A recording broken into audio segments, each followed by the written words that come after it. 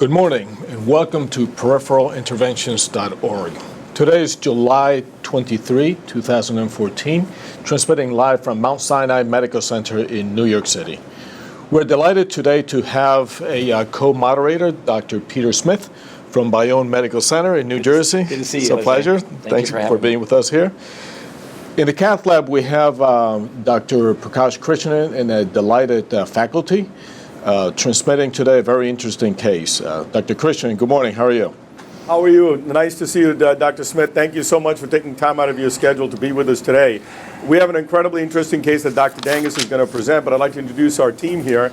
To my left is our colleague and always our moderator here. Now he's decided to show his skills in the cath lab with us. Let's do a case every once in a while. No, he does quite a few cases. But Dr. George Dangus. To my right is our Chief of Vascular Surgery, Dr. Peter Ferries, who is here to assist us with this complicated case.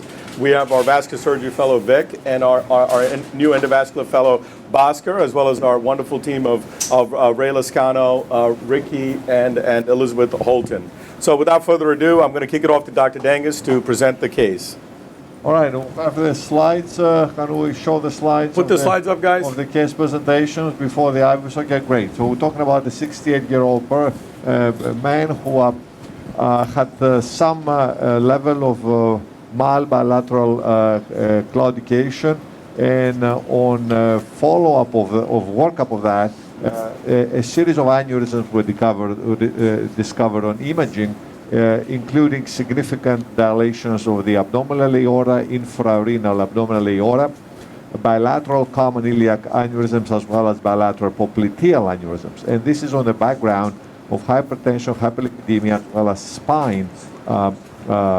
spine disease. He had some problems with the cervical spine, and then his immediate thought when he started having the leg pains, well, maybe this was a lower spine that was giving that, hence the aneurysm first workup that was undertaken.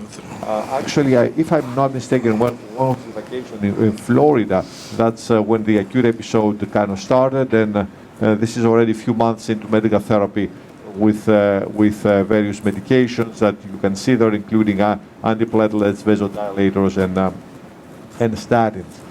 He has been an ex-smoker, rather heavy smoker, I would say, but he quit a little while ago. But I think that's a significant factor. There's no significant family history of aneurysms that he knows of. So I'd like to also, I was remiss in not introducing our director of CTMR and the Cardiovascular Institute, Dr. Javier Sanz. Forgive me, Javier, for slipping. He's in the control room, and Dr. Dangus will go over the workup prior to. So, George, you got a CT prior to or ultrasound? What was your workup? Well, I would say that this is the more traditional way to first do an ultrasound and all that, but due to the spine disease and the fact that the workup of that had already revealed the aneurysm, then we're really not dealing with a classic obstructive peripheral vascular disease. There may be a component of that, but we're really dealing with aneurysmal disease with risks of embolization, and therefore you're not only interested in the lumen problems and lumen stenosis, you're also interested on the dilation of the vessels and the thrombotic potential and the embolization risks. And that's why we did a dedicated vascular CTA from essentially the level of the renal arteries all the way down both legs. And that included obviously the popliteal area of interest of today. And perhaps Dr. Sanz would get a chance to quickly review that CTA for us, so you can get a global idea of this aneurysmal disease in this patient's body.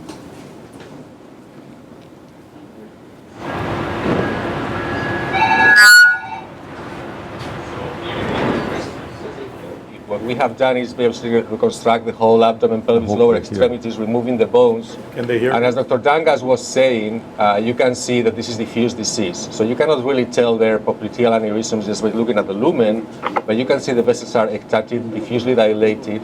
You can also see the internal iliac aneurysm, the common iliac aneurysms and the infrarenal and abdominal aneurysms. So it gives you an idea what type of patient we're dealing with. Now we go to the popliteal region. What we're going to do now is an axial view. Go back to a thin slice width and we're going to bring back the bones, which we removed before. Okay, so this looks more like a regular image that you're used to looking at. You see both knees here, and here where my cursor is, you can see the right popliteal aneurysm. Now you can very much appreciate that the size of the lumen clearly underestimates the size of the vessel, so we can scroll down and make this a little bit thinner. And you can see, for example, at this level here, the size of the aneurysm from the outer border to the outer border is about 2.8 centimeters, so clearly much bigger than what the lumen suggests. If we go to the left side, we'll see that the same situation is happening. We see the lumen and an aneurysm with a lot of mural thrombosums and calcification in the periphery. We can also measure the diameter there and see that it's also much bigger than what the angio suggested. So it's also 2.8, 2.9 centimeters. So one of the challenges here is going to be to select where the landing zones are, because even though the aneurysm, if we look at it again in this coronal view, the popliteal aneurysm has a limited length, and you can more or less see it over here. So approximately it starts here, okay, and then it goes down up to there, more or less, where you can still see mural thrombus. You see the vessel is diffusely diseased.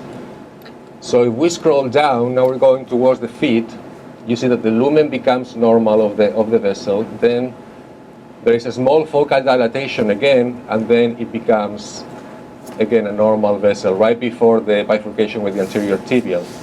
So this is probably the reference vessel that we want to be looking at, and when we do some measurement here, so this is going to be about 6 millimeters in diameter. If we measure in this other dimension, it's going to be also about 6-7 millimeters. So those are the reference diameters that we're seeing for the distal vessel. And then we're going to go back up and try to find a similar area, either in the popliteal or in the SFA. Measurement there, Pablo. So we're back to the big aneurysm sac at the level of the knee.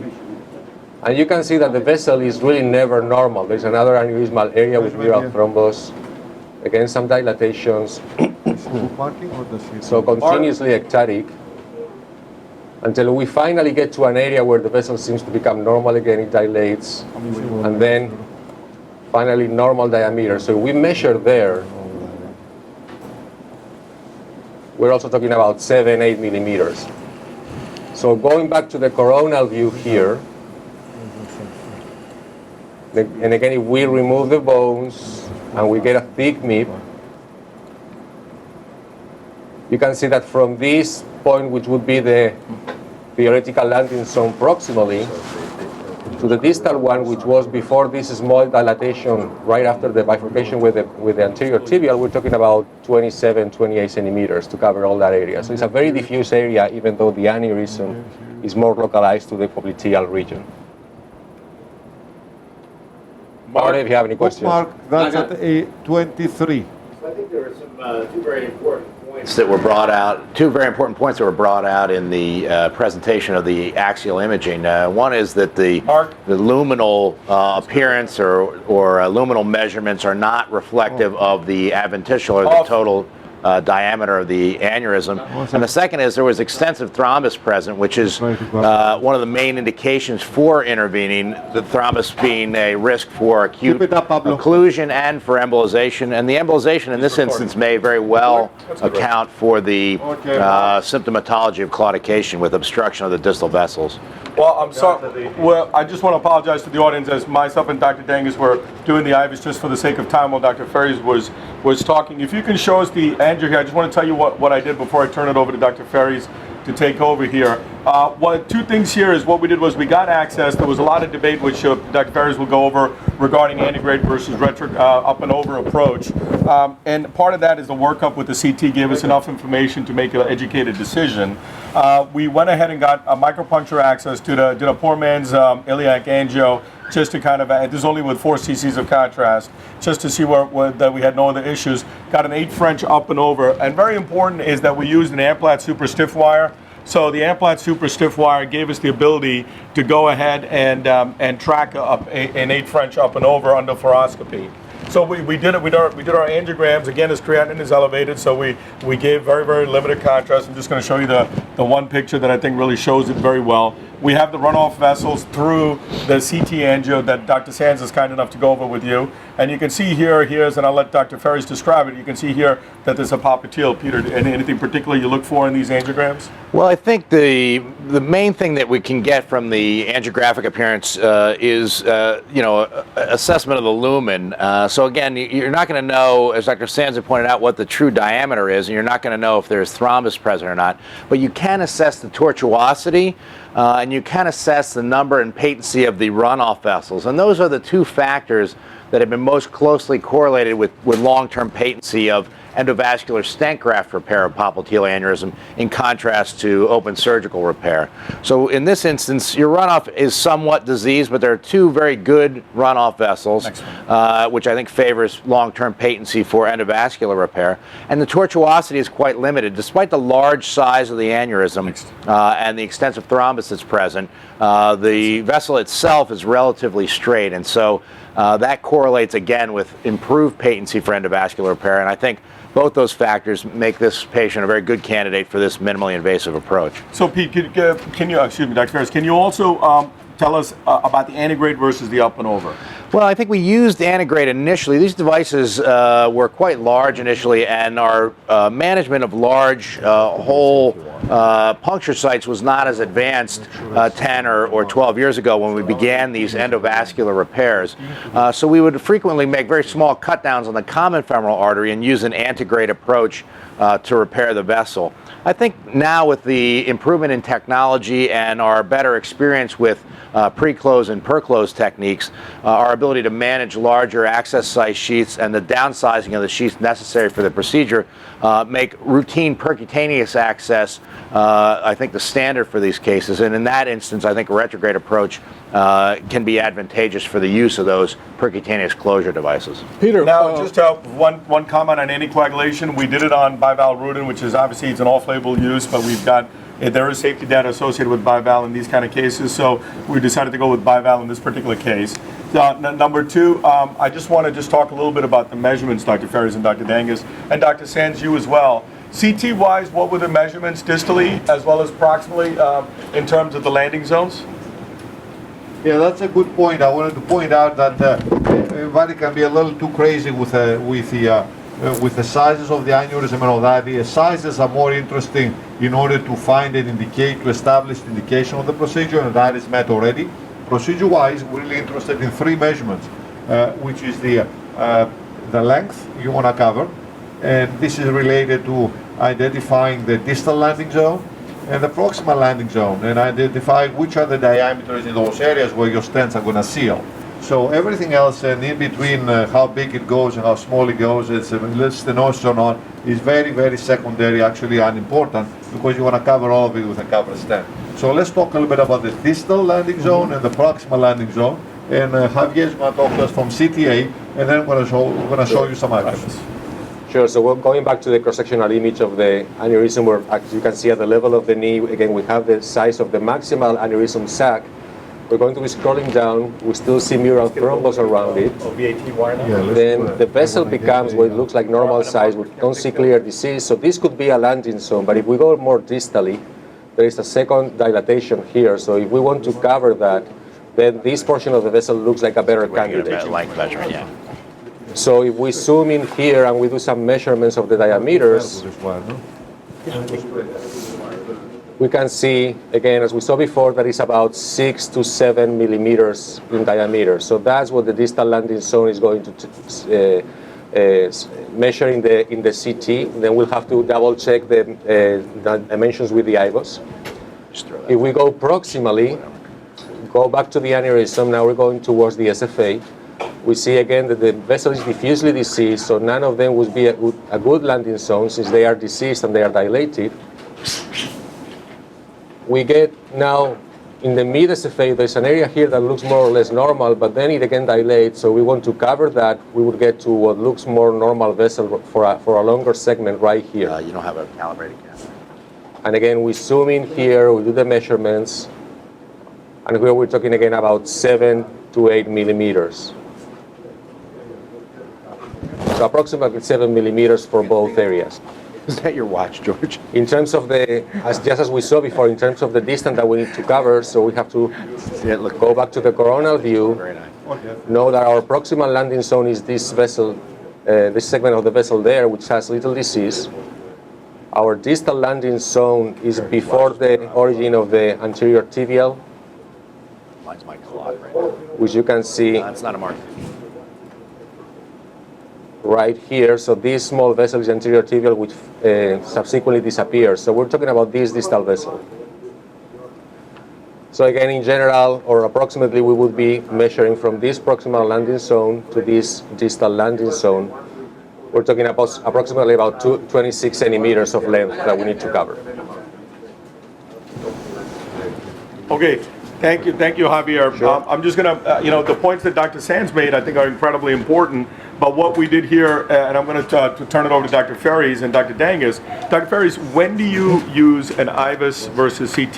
Do you use IVUS to confirm? And then George, can you go over what we found on the IVUS? I think IVUS can be a very important teaching tool, and I think you can glean some very precise information. When we use IVUS predominantly is in the setting of a thoracic aortic dissection, particularly acute dissection, to define the true and false lumina and where the perfusion to any visceral or central branches may be. We also use it in venous applications, so we'll use it for sizing the iliac veins or the inferior vena cava in lysis cases or stenosis cases within the venous system. I think it has a nice application here as well, although what we tend to do for the popliteal and femoral aneurysms is size them via CT because we want to plan ahead what specific size device we're going to be utilizing. And so since IVUS is utilized during the procedure itself, I think it's more of a confirmatory test for what your preoperative assessment was. Can you play the IVUS, Pablo, while George goes over the IVUS? Yeah, these are exactly right points. For this particular case, maybe a little bit useful to use the IVUS to better understand where exactly you're going to select your landing zone. As you see now, with this popliteal, there is some diffuse atheroma and the vessel diameter. For example, here, can you stop here? We can see it's pause for a moment, and let's do a measurement of the lumen here. This is at the level of about, as you see in the measuring tool, around 13 to 15, and we're going to see how this software works. Actually, the lumen inside, not the vessel, the lumen. Yeah, well, yeah, he gives me the vessel, but 7.5 but between 7 o'clock and 2 o'clock, and you bring it where the lumen is, because over there you're in the vessel. Make it smaller.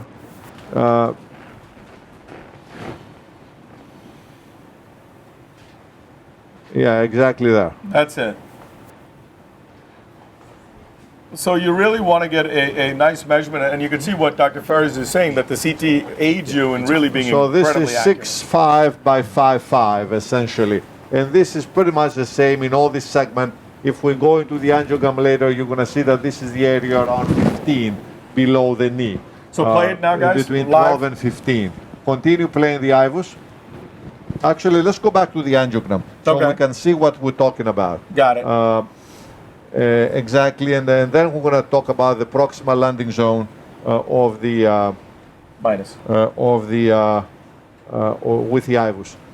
So you can see now that just focus below the knee, where around the number 15, the dye will come.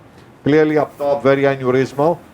Up until, I would say, 12 is definitely aneurysmal, and there is an area between 12 and 17 that is a little unclear if it's aneurysmal, not aneurysmal. Is it a good landing zone? I think that this area measures by IVUS, as we said, around 6.5 maximum diameter. And we excluded any major aneurysm in this area that we don't see. There is some plaque and some diffuse disease there. Peter, what do you think? I agree, and I think also it correlates very well with the measurements Dr. Sands had demonstrated, in which you have the true aneurysm right at the level of the patella and the tibial plateau. Then in the popliteal below that, it narrows down somewhat. Then there's that little bulbous enlargement that he had highlighted, and then distal to that is the true normal lumen just before the anterior tibial takeoff. Okay.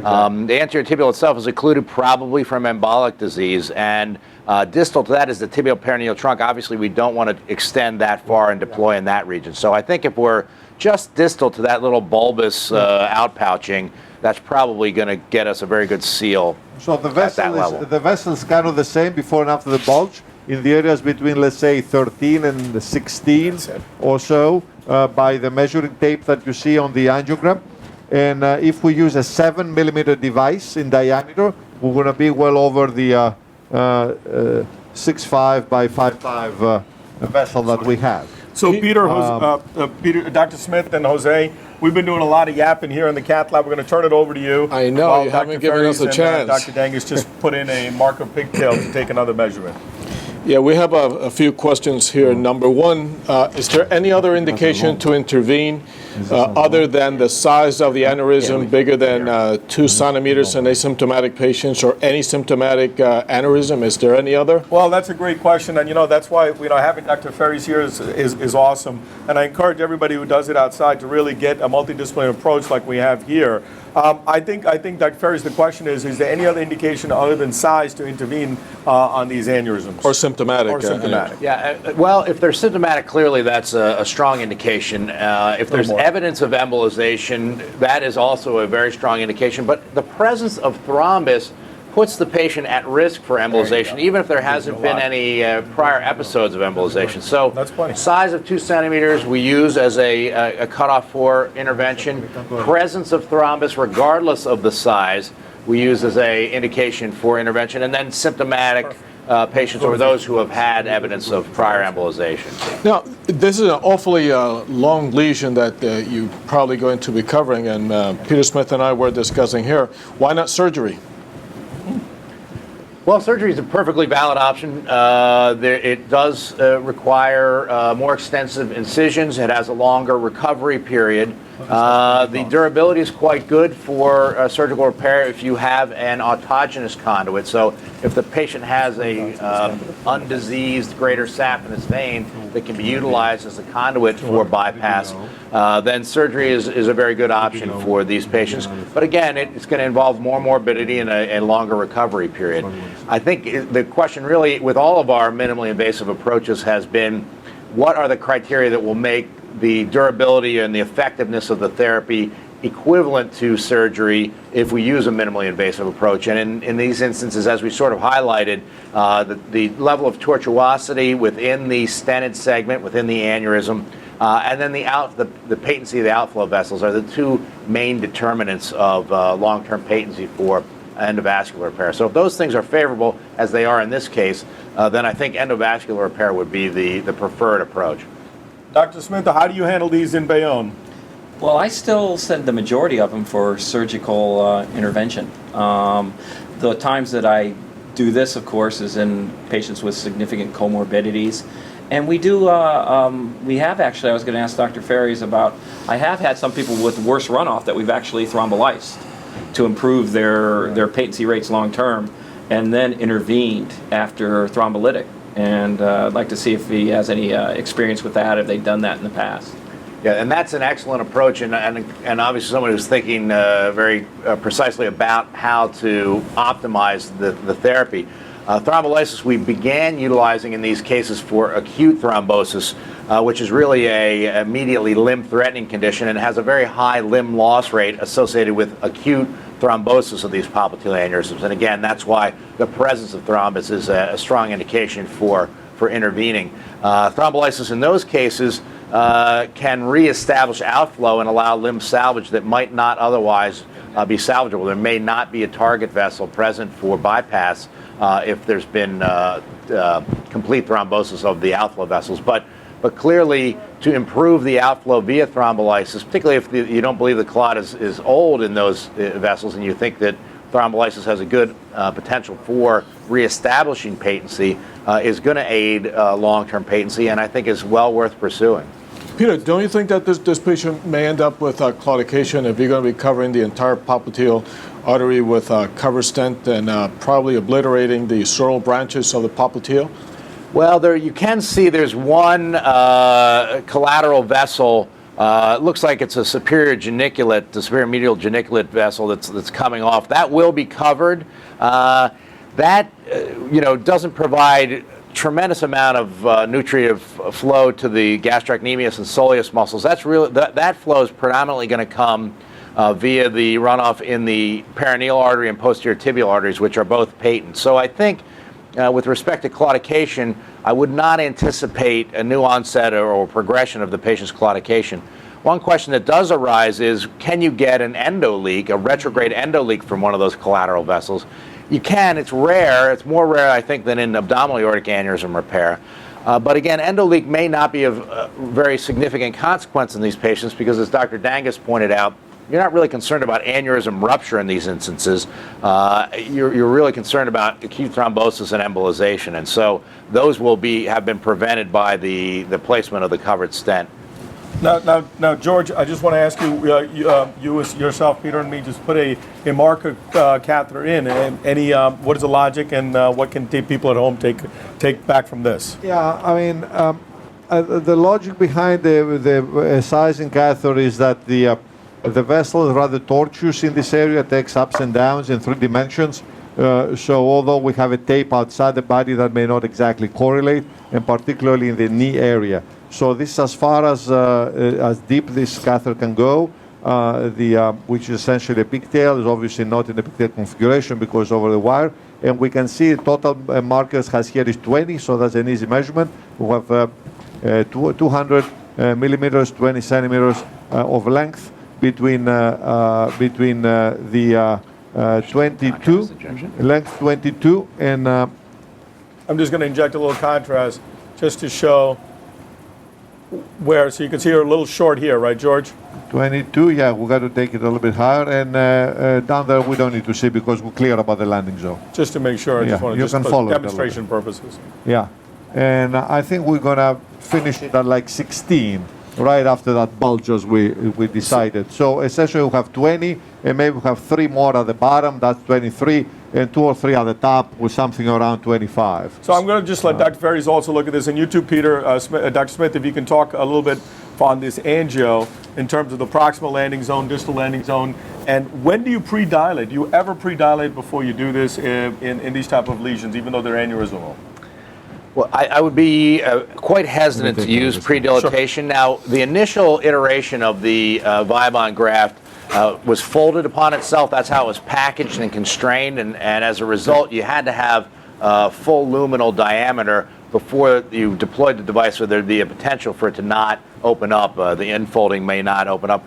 Since the device currently is packaged with a radial expansion, I think that becomes less significant. The concern I would have with doing an angioplasty is that you have the potential to embolize that thrombotic material. Again, you're not dealing with plaque here for the most part. So there may be instances in which you would consider it. What are the instances you would consider? Well, I think if you thought it was an atherosclerotic stenosis, then maybe the Viabond's not going to open up, and that you might want to pre-dilate, something at the adductor canal that you could identify either with your cross-sectional imaging or based on its angiographic appearance as being atherosclerotic. But I think if you're in the middle of thrombus in the aneurysm itself, I would prefer not to dilate those because of that potential for embolization. Now, Dr. Smith, Dr. Wiley, I'm sorry, Dr. Dangus, we put an 018 wire here just to let you know that this device goes over an 018 wire, and we changed out our 014 from the 018 for the IVUS. So this way now we're ready with the 018. George? So I just want to talk a little bit about the proximal landing zone. You can see it's around 18 to 19, and we can go back to the IVUS, please, at the Go to the IVUS proximal landing zone, guys. So we can verify that proximal landing zone diameters by the IVUS. Visually, this vessel looks a little bit bigger than. Go to the end of the IVUS now. Go the other end, the end of the pole back. Right there. Right there. No, a little bit more. Keep coming down. More. That's it. That's the spot. That's good. Let's do a measurement right here, and can we see that for all our viewers? So Dr. Smith, I mean, 2 things. What we're fortunate here is we've got obviously Dr. Sands' measurements we've got the IVUS measurements, we've got angiographic measurements, and I think we've gotten to the point where now we're ready to go ahead and deploy the device or talk about the device. Now, the length of this device for everyone, obviously the largest length we have, at least in this lab, is a 70150. We also have 8Os and 9Os.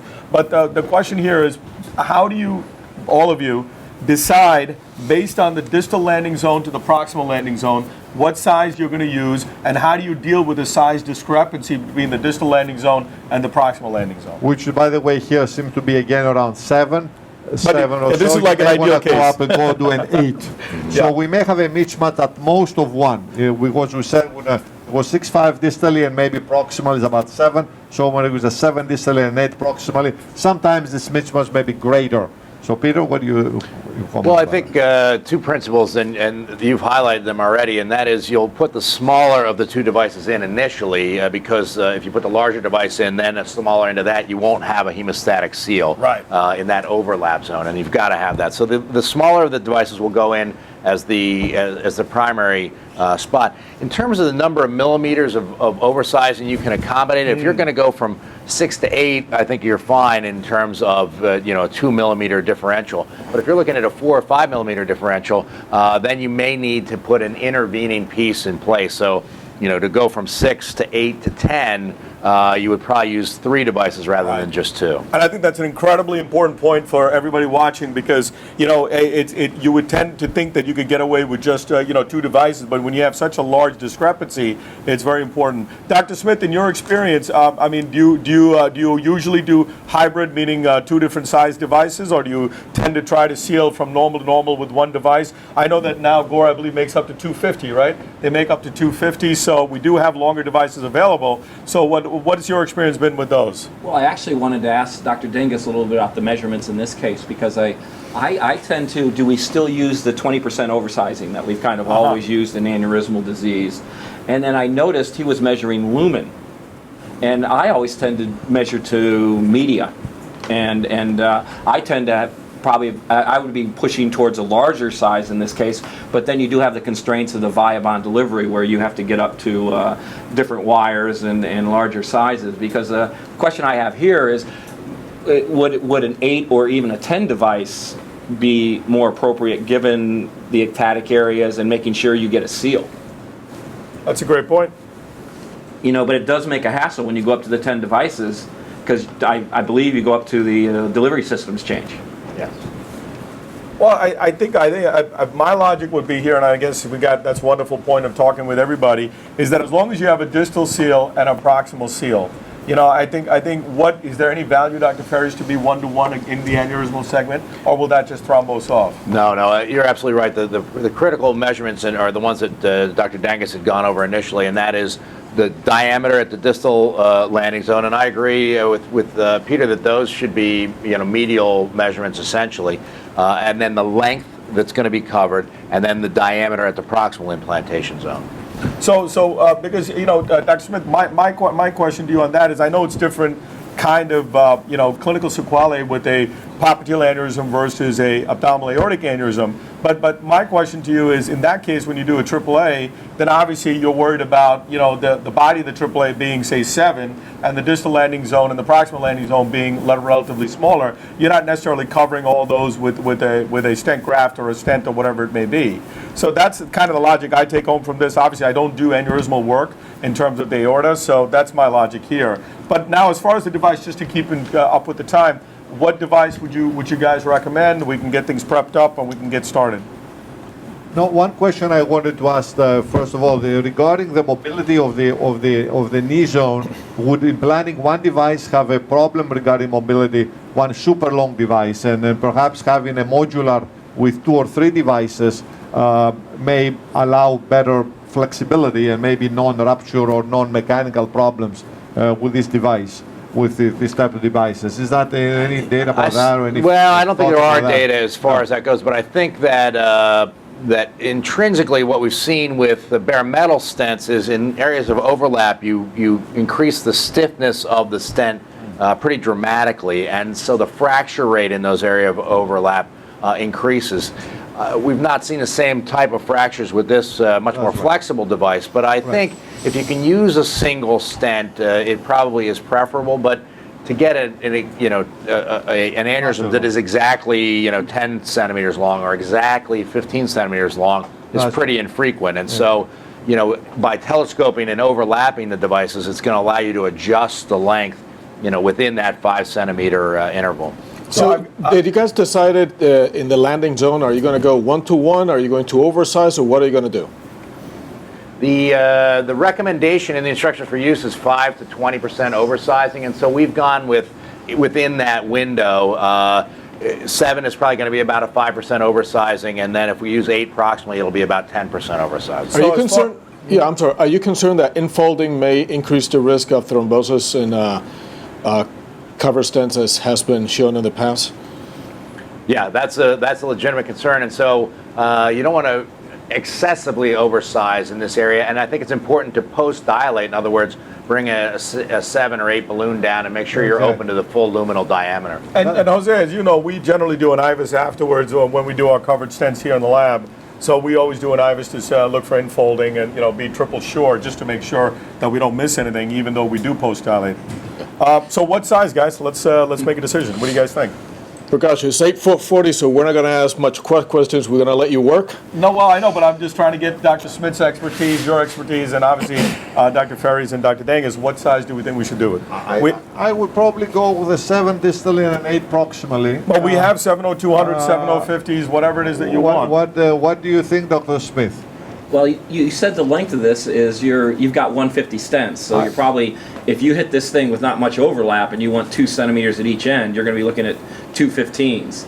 Are you going to plan on doing that third stent? And, no, we don't know about the third stent. I think we're going to see how the lengths play out in real implantation time. So what do you think about the diameters primarily? Let's get the diameters down. Are you happy with the 7 and 8? I think that's fine. I would tend to go to 8 distally, but I think a 7 is fine, and then the 8 proximally makes sense. Okay. I'm a little worried about infolding with an 8, so I'm voting for a 7 here. Okay. And what Let's about start you, with Peter? the longest 7 we have. Listen, I defer to George on these things, so 7 it is. There you go. That's it. So give us a 7.015, please. 7.0. It's there. I bought them here. Dr. Ferries, while they're getting it out, I've got a question for you. You had mentioned That's previously that the vein 7.0 longest we have. quality of the vein is so important in the surgical repair. Can you comment a little bit? I saw something on posterior approaches with prosthetics.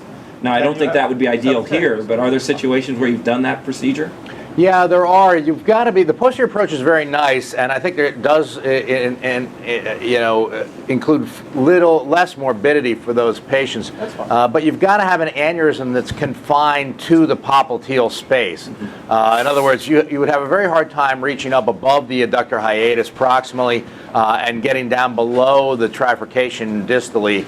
Both would require extensive additional dissection and maneuver. So if you've got an aneurysm that's limited to that popliteal space, it can be approached posteriorly. The use of prosthetics, has been reported. The patency rate is lower for prosthetic grafts than it is for autogenous vein. But in the posterior approach, you can often use the lesser saphenous vein, which can be of equal caliber to the greater saphenous vein. It's just shorter in length. And that can be harvested via that posterior approach along the calf in that aspect. Alternatively, if you do need to use the greater saphenous vein but are still interested in a posterior approach, you would harvest the vein with the patient supine, then reposition the patient in the prone position and perform your arterial dissection and anastomosis and repair. Peter, Dr. Sands has to go. I just want to open up one last thing. Dr. Sands, can you just comment on the follow-up of these cases in terms of the role of CT and MR in the follow-up of these patients? Yeah, sure. So these patients are clearly candidates to serial follow-up, not just for the intervened lesion, but for the other lesions that they're going to have. So MRI has a role in patients that have not been intervened preferably, but when you want to look at CTs, when you want to look at stented segments, the metal from the stent creates artifacts, so MRI becomes a less useful technique. So in those cases, CT will be the technique of choice. So initially, a reasonable follow-up maybe in the first few months, 3-6 months, and then for the other lesions, obviously depending on what they have, yearly follow-up is also reasonable. So for this patient, after the stent, CT would make more sense than MRI because of the metal. Thank you, Javier. Thank you very much, and thank you for taking time out to add to this. I really appreciate it. So we've obviously not got a 70150, and I'm going to take the blame and let Dr. Ferries beat me up later. But I think we've got, like we said, we've got multiple options. We're going with a 7010 here, and obviously I'm going to give a little dye and let Dr. Ferries and everybody decide whether this is a good place for us to go ahead and deploy this. And one question that's being raised is, should we extend the stent beyond that little outpouching, that little mildly aneurysmal segment? And I think if we can do it effectively, I think it's worth doing, just to exclude that and definitively treat the patient, as long as we're not compromising the patency of the endovascular bypass. And I think we can do that. And it looks like you're in a very good position there. Very right? good. I love it. I think it's a great position. If you guys can show Dr. Dangis's hands, so the people at home, I'm so sorry, can just see the device. Okay. He's going to go ahead. George, you want to walk them through the deployment? Yeah, well, the deployment is very simple. We just pull the string. We just make sure we don't move things too much. And we just unscrew this tip. I don't know if you see this. It's right here, actually, right here. Yep. There is this thing. This is unscrewed. Going through again. Yep, I'm just showing you here. All right. And we pull. Okay. Beauty. Very nice. Now that's it. Off Very fluoro. nice. Now, guys, the key here is you can't lose wire position here because you're hanging in the breeze proximally. So it's very important not to lose. We can exchange this out. Very important not to lose wire Yeah, I'm position. holding the sheath. Yep. Very important not to lose wire position. So now we're going to get an 80150, and we're going to go like Dr. Smith recommended, proximal, distal 7, proximal 8. Although he wanted to go a little bigger distally. And you can already see that we're covering nicely the pouch in the distal part, which shows that we have a good Yes, sir. seal at the vessel size. So we're going to get an 80150 Let's ready. get the 8150. Peter, what is the management of endo leaks in this popliteal aneurysms after you intervene? Is it similar to the ones that we do for endografts in the aorta, or Yeah, does it change? that's a very interesting subject, and there are far fewer. And the management is goals are probably different again because the likelihood of actually progressing to rupture is diminishingly small. But if you've got a retrograde, if you have an antegrade endoleak, it's preferable to close that and put an additional device in to get a seal. If your leak is either at the proximal or distal implantation zone or at an overlap zone, just extend that with an additional endovascular graft. But if you're talking about a retrograde endoleak through one of those geniculate collaterals, you would reserve intervention for either an aneurysm that has expanded under surveillance with ultrasound or a patient that's symptomatic from pain from an expanding aneurysm. And in those cases, a number of treatments have been described, and those include doing a surgical treatment with ligation of the branches, injection of thrombin or coils into the aneurysm sac, and those are all have been successfully employed. So those are rare instances, and it's really basically case reports describing those, but the case reports of those have been successful. Now, Peter, what's the overlap you recommend? Between 2 and 3 centimeters. So you can see here, George so nicely did that. He has 2 and 3 centimeter overlap here. And now we're going to just walk this one out. I wanted to show you the overlap that George and I decided on as Peter was discussing the management of the endoleak. And so now we're going to just come out with this, again, being very under fluoroscopy for teaching purposes as well as our own purposes so we don't pull out the wire. So we're now going to come out, now we're going to go with the third. Give me an 8.0 proximal, guys. What lengths do we have? I think we got a 10. We got 8.010 is fine. We have 8.015 as well, right? No, 8.015 will be excess. Yeah, 10 is fine. You should grab that one. Yes, sir. What do you got, Liz? 810 is perfect. I'm just going to do a little roadmap shot here. Let's go to the previous yeah, let's view. just go to the previous. Okay, let's go to the previous. You're right. Because of the creatinine, let's not give more. So let's go ahead and just show you what we're dealing with. Yeah. You can see here in the proximal, right around 15 there. Actually, we got plenty of landing zone around We're at 15. 18, yeah, we're good. we're good. So we're going to go ahead and overlap this with another 8-0, and then we'll do an IVUS and a balloon and complete it off. Once again, Dr. Ferries, I think the interesting thing here is going to be the follow-up. Raise the volume.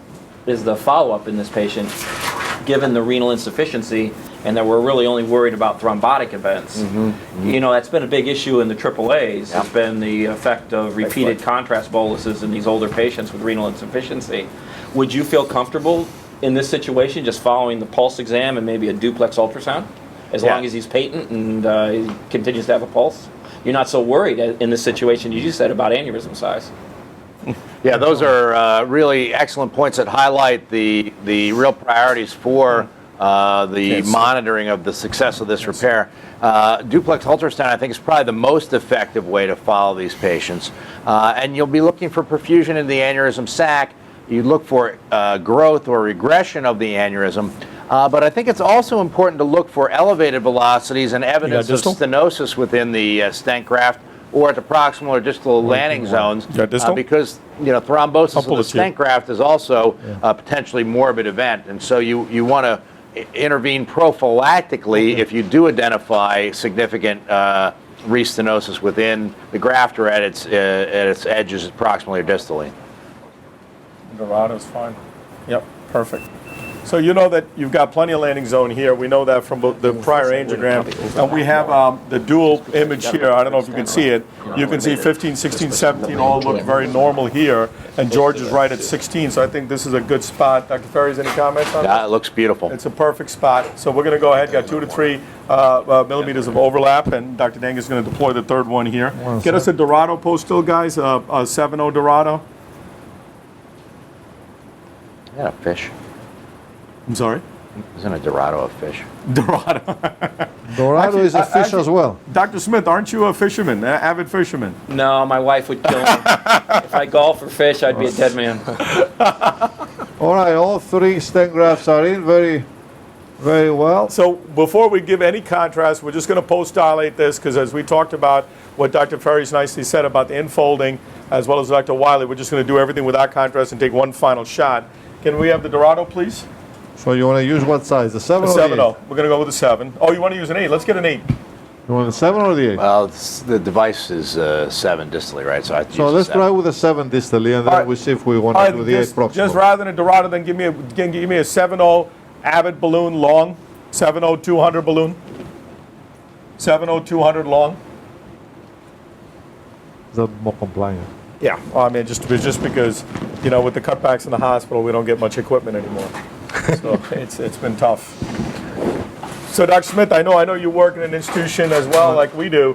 Equipment has always been an issue. We're all obviously want everything on our shelves. How do you make decisions on the things that you need? Is there any algorithm that you use just to get a little bit off the topic of what we're doing now? Well, it's interesting. In my institution, we actually have a TAC committee, which is the hospital and the physicians, and we are actually obligated to meet once a month, and no new equipment's brought into the hospital until it's approved by the TAC committee. Very nice. So it's a little onerous in a time with busy physicians, but I think at the same time it builds consensus. 7 French? Yep.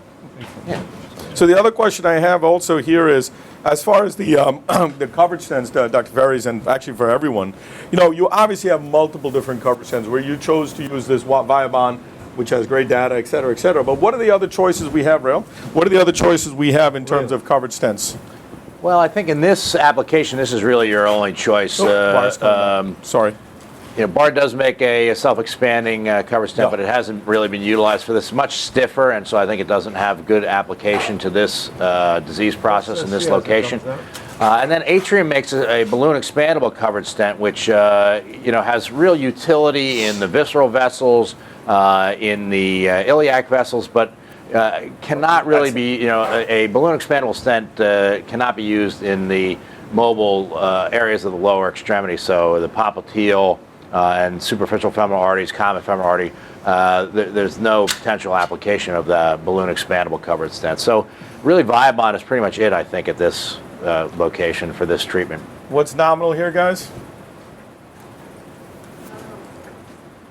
So we got a 7 millimeter semi-compliant balloon And we're going up to nominal, which is 6 atmospheres, which I'm still cranking here. That's at 4. And that's at 6 now. So now we're at 6, and I'm just going to take it up a little higher because approximately we're at an 8. So we're going to go up to 8. So we're done there. So we definitely have, and you can see by the balloon expansion for everybody at home, you've got no infolding, anything like that, as the balloon goes up so nicely. So now we're just going to walk this back. I'm just going to go ahead and do it here. Once you do that, hold the sheet. Yep, he's just going to, and I see that's very important, the teamwork, because sometimes these equipment can be pretty bulky, and you can actually go ahead and pull out the sheath as you do walk back.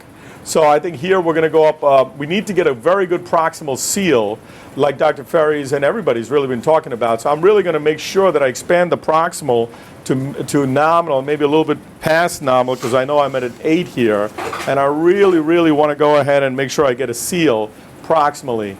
So it looks like, again, you have a good expansion of the balloon. I'm at 10 atmospheres of pressure, okay, and I believe I've got a reasonable seal. I'm going to bring back a little bit more, because you can see here what's happened is I have not quite got all the way to the top. Exactly. So I'm going to come back slightly. See, as you can see there, just kind of hang it out a little bit over. I'm going to go up now here, just to make sure. Peter, can you comment a little bit on edge restenosis? Well, it's been, typically it's been described in occlusive disease where covered stents have been used. And the covered stent for occlusive disease does appear to have some role in limiting restenosis through the interstices of the stent, either because of that fabric that's preventing ingrowth of the smooth muscle cells themselves, or because it's preventing interaction of the circulating factors that may promote restenosis, like platelet-derived growth factor and others. It prevents the interaction between the platelets and platelet-derived growth factor and the injured arterial wall. So it has been used in long segment occlusive lesions, but what they've seen in those instances is the development of restenosis at the edge of, or the implantation zones proximally and distally. So I think people recommend, using caution, as we've done here, in terms of angioplasty of the segment outside of the covered stent, so as to not initiate that restenotic process. So I tried not to hang out too much, and here you can see I haven't. What I'm doing is I'm quickly changing for an 014 wire, because we're going to do an IVUS, and this is just a time consumer, just to save a little time, go down with the 014 wire, and then we're going to go ahead and do an IVUS. We're going to walk this out, get the IVUS fired up, guys. Sorry, sir.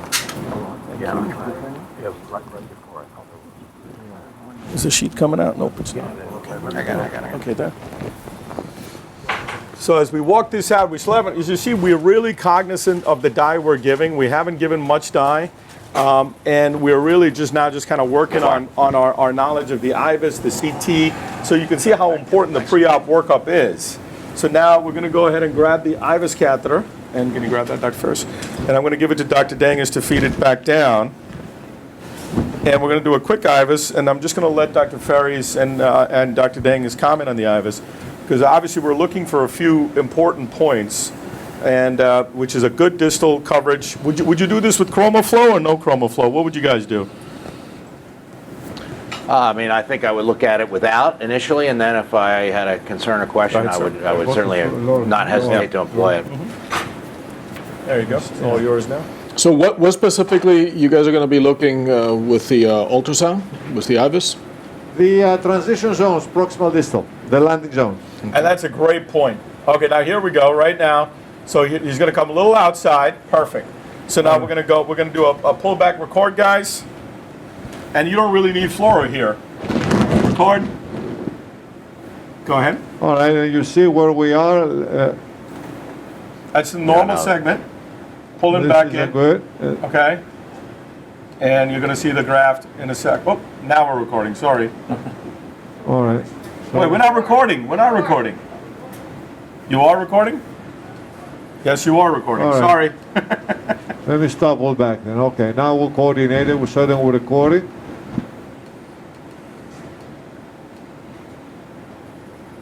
Good. Okay, nope, you're not recording, guys. What are you guys doing? Thank you. Go back, please. Sorry to the folks at home here. A little miscommunication. All the way down. There we go. Okay, now you're recording. Now you're live. So I think you can gauge the. So this is a transition that you see here. Excellent transition. Right there. A little bit hanging in the breeze, huh?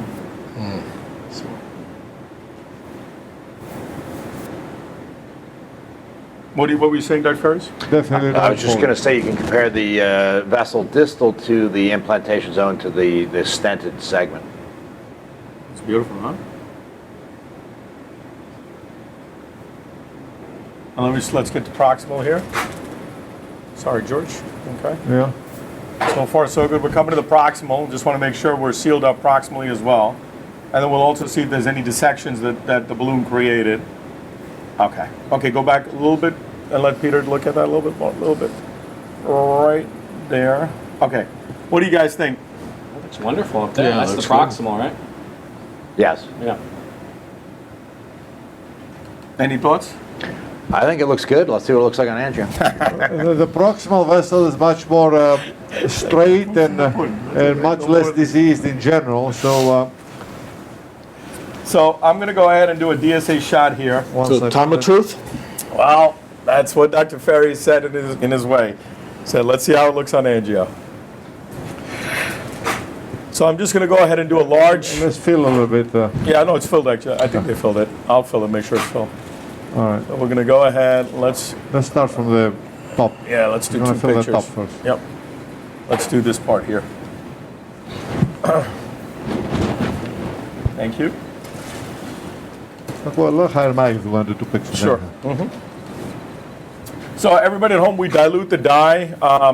Our incredible tech, Ricky, has really found a way to dilute the dye with this particular assist machine, which is great. So we're giving half the strength of contrast for every injection. So actually a little less than that too. So you can see now we're just going to give a little injection.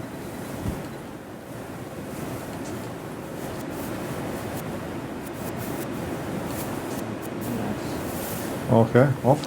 I'm just going to change any late end of leak Okay, or fine. anything. We're going to do Yeah, a dedicated distal injection. Yeah, Okay, got it. exactly. So just trying to see. So that's one shot here. Let me just go to the bottom.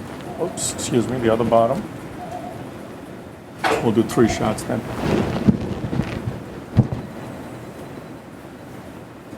Don't move your leg.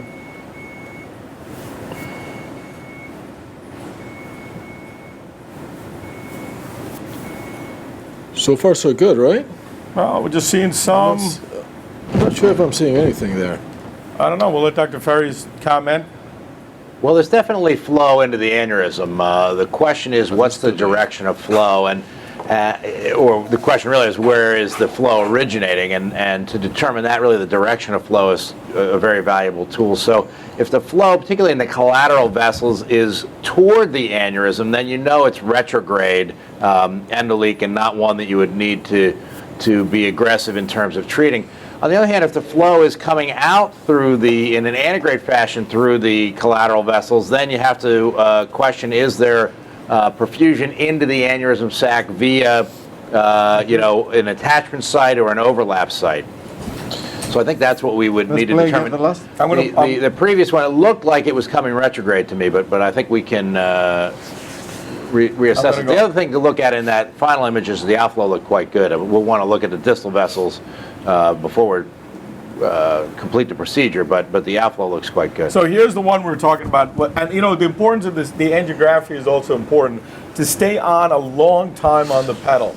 We all have a tendency to have the wow reflex where we say, wow, looks great, we're done, let's go home. But the whole point is you're really looking at multiple different things, as Dr. Ferry so nicely pointed out. And if you don't stay on for a long period of time, you're not going to see the refilling of the sac or the endoleak or anything like that. So it's important for you to stay on. Give yourself a little extra radiation is always good for the skin, and then go forward. So that's important.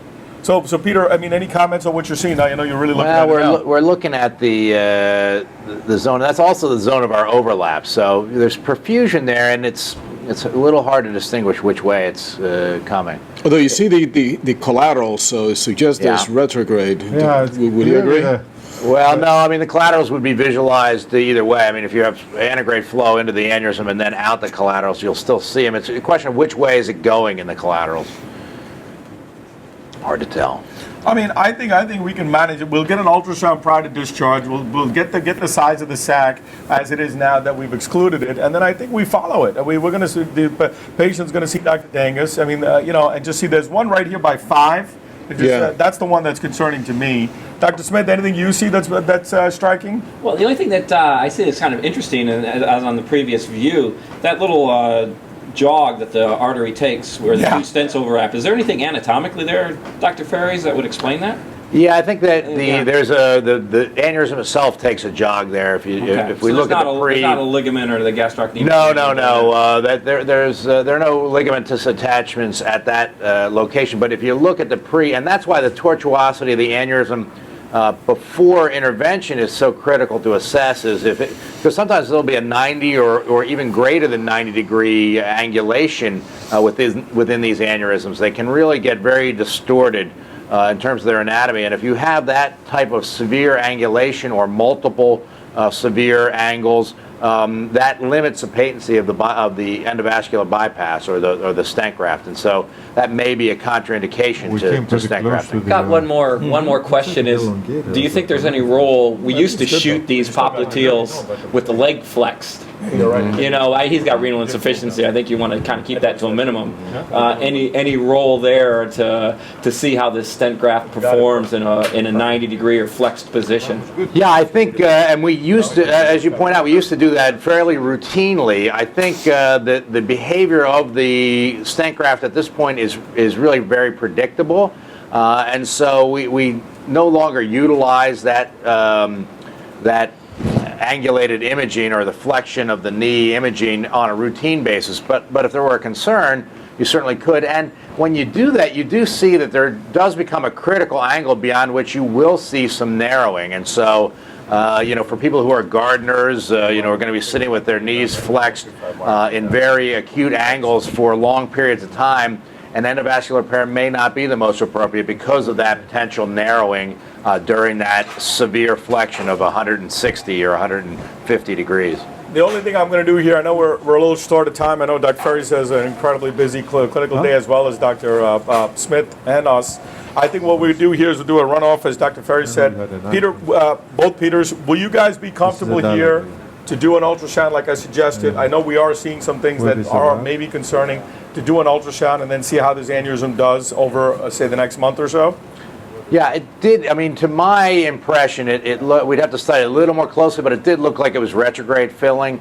And you may see elimination of that when the anticoagulation has worn off. And it may not be germane if it's retrograde. It may not be problematic for the patient. So I think it's advisable at this point to limit the further contrast load, observe the patient, overnight for, access site complications, et cetera, and then discharge in the morning with subsequent follow-up using routine duplex surveillance. Peter, are you expecting to find a regression in the aneurysm sac? Or it's variable.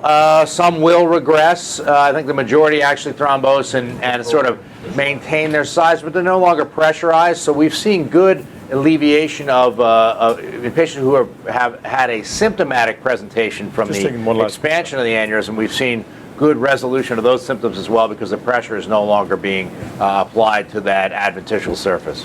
So I think here, guys, I think we're going to call it a day. We've got wonderful flow back into the foot. We're going to continue his hydration aggressively, as Dr. Ferries talked about, and then watch for access site complications. But I think you've seen an incredibly, really thorough, I just want to see what it is, an incredibly thorough description of how to handle these cases in the cardiac cath lab in a multidisciplinary manner, bringing together all different modalities of imaging that are available to us, and bringing together all the experts to really effect the best care on our patients. You can see that these cases can be done, the appropriate case can be done endovascularly, without having to go for open surgical repair. However, knowing that open surgical repair remains a gold standard for the treatment of these patients appropriately.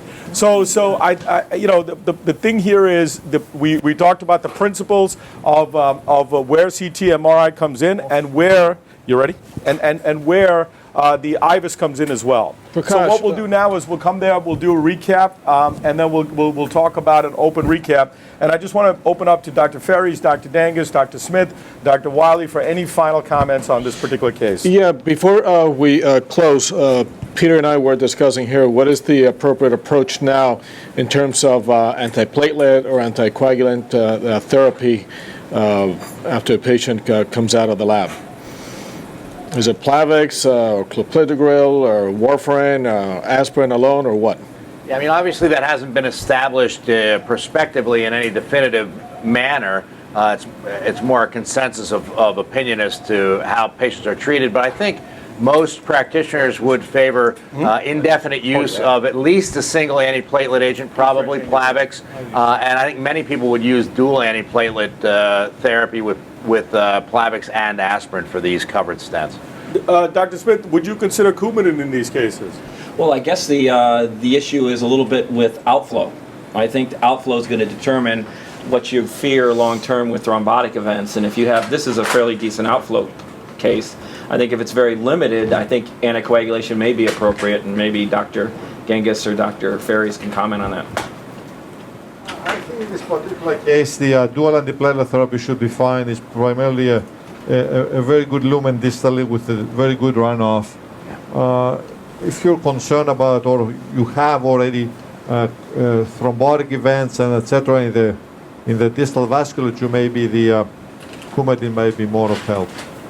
So in other words, you'd wait for an event before you put him on Coumadin?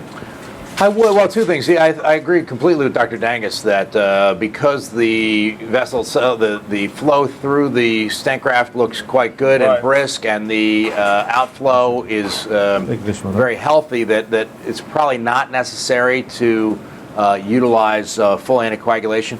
The other issue, though, is that the anticoagulation with Coumadin or a similar antithrombotic agent hasn't really been demonstrated to improve patency. We think it does, but we haven't even been able to demonstrate that, and so you're taking on a potential bleeding risk for what may not be a significant patency advantage. So I think, as Dr. Smith points out, if you've got very impaired outflow and you had to use a stent graft to repair the aneurysm, you would consider anticoagulation. But I think if your outflow is that bad, you probably would go with surgical reconstruction using an autogenous vein. Gotcha. And did you make any comments on follow-up beyond CT, what Dr. Sands did? We just said that we would routinely use duplex, probably every 3 months for the first year and then annually thereafter. Well, again, thanks so much, Dr. Dangus. Thank you, Dr. Smith. Thank you, Dr. Wiley, and Dr. Ferries for taking the time out to really be with us. I also thank Dr. Sands. We'll do our recap, and I will look forward to seeing you next month for another interesting case. Thank you again. Great. Thanks, everybody. That was a great case. And we closed with angiosyl. We did not that's right. comment on that, but Thank see you you next month. Thank you.